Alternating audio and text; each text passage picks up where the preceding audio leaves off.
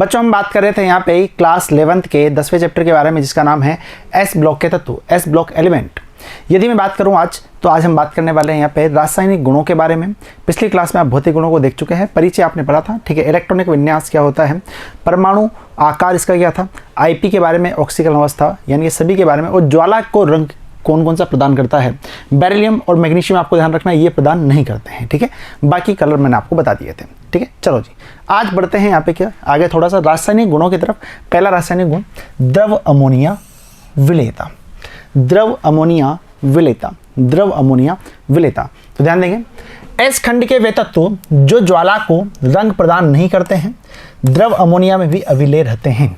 यानी कि एस खंड के वे तत्व जो ज्वाला को रंग प्रदान नहीं कर रहे हैं, कौन कौन से नहीं कर रहे हैं, बेरिलियम और मैग्नीशियम, ये रंग प्रदान नहीं करते हैं, तो ये अमोनिया में भी, ये अमोनिया में भी क्या होंगे, अविलेय होंगे।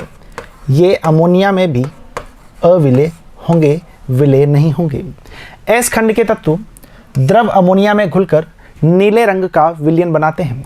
यानी कि जो तत्व एस खंड में है, ठीक है, बेरिलियम और मैग्नीशियम को छोड़ के, वो क्या होंगे, द्रव अमोनिया में घुल करके क्या करेंगे, यहाँ पे नीले रंग का विलयन बनाते हैं। विलयन का नीला रंग अमोनीकृत इलेक्ट्रॉन की उपस्थिति की वजह से होता है।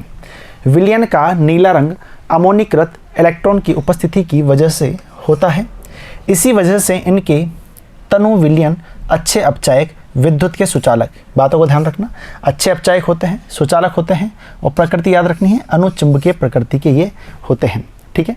बड़े आगे, अच्छा, यदि आपसे बात की जाए तो ध्यान रखना, यदि मैं सोडियम की बात करता हूँ तो सोडियम क्या देता है, यहाँ पे एक इलेक्ट्रॉन त्याग करके धनायन में परिवर्तित हो जाता है, ठीक है। अच्छा, मैं बात कर रहा हूँ, यदि मैं सोडियम धनायन को x मोल NH3 के साथ में मिलाना चाह रहा हूँ, तो आपको यहाँ पे अमोनीकृत धातु आयन मिलेगा, जो किस प्रकार से मिलेगा आपको, NH3 का जितने आपने यहाँ पे मोल लिए हुए हैं, ठीक है, और प्लस आयन ऊपर आ जाएगा, ठीक है। अच्छा, एक इलेक्ट्रॉन है वो किसके साथ मिलेगा, यहाँ पे YNH3 के साथ में, ठीक है, और आपको यही फॉर्म दोबारा से नजर आ जाएगी, ठीक है। अब यदि आप इन दोनों को ऐड कर देते हैं, अब यदि आप इन दोनों को ऐड कर देते हैं, तो देखो Na प्लस और इलेक्ट्रॉन क्या बन गया, यहाँ पे Na बन गया। अच्छा, यहाँ से देखो NH3 कॉमन ले लो, x प्लस y, ठीक है। अच्छा, यहाँ से क्या होगा, Na NH3 x plus electron NH3 y minus, ठीक है, वही चीज़ लिखी हुई है। अच्छा, यदि मैं बात करता हूँ यहाँ पे कि मैं अब यहाँ पे NH3 के n मोल लेना चाहता हूँ, तो n मोल आप ले लो, ठीक है, इस फॉर्म में भी आप लिख सकते हो, n मोल आपने NH3 के लिए, ठीक है, तो यहाँ पे भी क्या आ जाएगा आपका, n इस जगह पे आ जाएगा। क्लियर है, कोई दिक्कत यहाँ पे नहीं है, ये अमोनीकृत इलेक्ट्रॉन आपका हो गया। वैसे इसको याद नहीं रखो, और सिर्फ इतनी स्टेप याद रख लो, वो भी काफ़ी इनफ है, ठीक है। चलो जी, अब क्वेश्चन किस प्रकार से बनेगा एग्जाम में, ध्यान से समझो। क्वेश्चन ही मैं ज़्यादातर क्यों कराता हूँ, क्योंकि आपको पता नहीं लग पाएगा कि भैया यहाँ पे क्वेश्चन किस प्रकार से दिया हुआ है, ठीक है, इसलिए यहाँ पे आपको मैं क्वेश्चन भी करा देता हूँ। सोडियम द्रव अमोनिया में घुलकर किस रंग का विलयन बनाता है, तो देखिए नीले रंग का ये विलयन बनाएगा। क्षार धातु अमोनिया में घुलकर नीले रंग का विलयन बनाते हैं। यह नीला रंग किस कारण से उत्पन्न होता है, तो ध्यान रखना है, अमोनीकृत इलेक्ट्रॉन की उपस्थिति के कारण, ठीक है। अच्छा जी, क्षार धातुओं के अमोनिया में विलयन प्रबल अपचायक की भांति कार्य करते हैं। इसके पास में भी एक ही रीजन रहेगा, वो क्या होगा, अमोनीकृत इलेक्ट्रॉन। यानी कि आपके सामने यहाँ पे 2-3 क्वेश्चन में करा दिए, ठीक है, एक ही आंसर आपका है क्या, अमोनीकृत इलेक्ट्रॉन, जो आप समझ चुके हैं। चलो जी, आगे बढ़ते हैं। सीजियम धातु द्रव अमोनिया में आसानी से घुल जाती है तथा बनने वाला विलयन अनुचुंबकीय प्रकृति का होता है। कारण स्पष्ट करना है, वही आईपी वाला कॉन्सेप्ट जो पिछली क्लास में मैंने आपको बताया था। आईपी का मान अत्यधिक कम होता है, ठीक है, इसके कारण से आसानी से घुलता है और विलयन में आसानी से इलेक्ट्रॉन का त्याग कर देता है।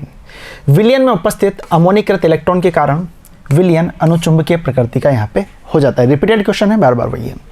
बेरिलियम और मैग्नीशियम द्रव अमोनिया में अविलेय क्यों रहते हैं, ठीक है, क्योंकि इनके आईपी के मान क्या होते हैं, बहुत ही ज़्यादा होते हैं, ठीक है, जो क्या करेंगे यहाँ पे संयोजी इलेक्ट्रॉन जो होते हैं वो ऊष्मा यहाँ पे ग्रहण नहीं करते हैं ज्वाला से, इसलिए वो क्या होंगे। और यहाँ पे मैंने एक ट्रिक भी बता दी थी आपको कि जो यहाँ पे आपके बेरिलियम और मैग्नीशियम है वो अमोनिया में अविलेय रहेंगे। क्यों, क्योंकि ये यहाँ पे ज्वाला को रंग प्रदान नहीं करते हैं, ठीक है, तो वैसे भी ये आपको ध्यान रह जाएगा। क्लियर है। अच्छा, यदि मैं बात करता हूँ अगला पॉइंट, तो अगला है जटिल यौगिक बनाने की प्रकृति, ठीक है। एस खंड के तत्वों में जटिल यौगिक बनाने की प्रकृति नहीं पाई जाती है, लेकिन ऐसा नहीं है कि बिल्कुल भी नहीं पाई जाएगी, ठीक है, स्टेबल यहाँ पे नहीं होंगे, लेकिन टेम्परेरी तो बन ही सकते हैं, क्योंकि इनका आकार क्या होगा, बड़ा होगा, और आवेश घनत्व क्या होगा यहाँ पे, कम होगा। और आवेश घनत्व तो आपको पता है द्रव्यमान बटे आयतन, ठीक है। अच्छा जी, अब बात करते हैं कौन कौन से ऐसे तत्व हैं जो बना सकते हैं, ठीक है। तो ध्यान रखना, लिथियम, बेरिलियम, मैग्नीशियम।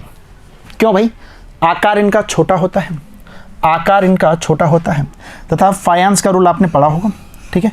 फायांस का रूल कहाँ पे पढ़ा था अपन ने, ध्यान होना चाहिए, केमिकल बॉन्डिंग में फायन रूल के अनुसार सहसंयोजक बनाते हैं, ठीक है। सहसंयोजक यानी कोवेलेंट बॉन्ड यहाँ पे बनता है, क्लियर है।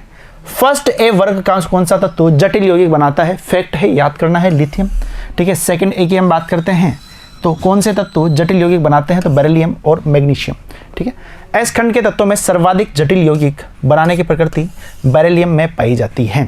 यानी कि फर्स्ट ए की हम बात करते हैं तो लिथियम, सेकंड ए की बात करते हैं तो बेरिलियम, मैग्नीशियम, और यदि पूरे इस खंड की बात कर लेते हैं तो बेरिलियम आपका आंसर हो जाएगा, क्लियर है। अगला देखो, प्रतिचुंबकीय एवं रंगहीन आयन बनाने की प्रकृति, और यहाँ पे एक आपको एक चीज़ काम आएगी, अयुग्मित इलेक्ट्रॉन और युग्मित इलेक्ट्रॉन, क्योंकि उसी से आपको पता चलता है कि प्रतिचुंबकीय या फिर अनुचुंबकीय है, ठीक है।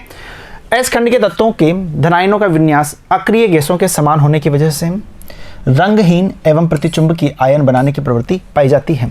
यदि मैं फर्स्ट ए वर्ग में देखना चाहूँ तो Na+, यदि सोडियम को देखा जाए तो 11वें नंबर पे आता है, ठीक है। सोडियम को देखा जाए तो वैसे तो 11वें नंबर पे आता है, 11 इलेक्ट्रॉन होने चाहिए, लेकिन एक इलेक्ट्रॉन त्याग दिया, तो एक इलेक्ट्रॉन त्यागा, तो यहाँ पे एक इलेक्ट्रॉन त्यागने के बाद में कितने बचे हैं, 10 बचे हुए, कैसे भरेंगे, 2, 8।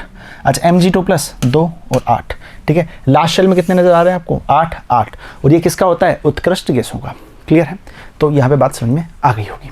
चलो जी, Zn2+ आयन से बनने वाले यौगिक रंगहीन क्यों होते हैं, यहाँ पे बनने वाले यौगिक रंगहीन क्यों होते हैं, क्योंकि इनके पास में जितने भी इलेक्ट्रॉन्स होते हैं वो सब क्या होते हैं, पेयर्ड होते हैं, ठीक है। इसके कारण से ये क्या होंगे, यहाँ पे रंगहीन होंगे। अयुग्मित इलेक्ट्रॉन, युग्मित इलेक्ट्रॉन तो आपको पता ही होगा।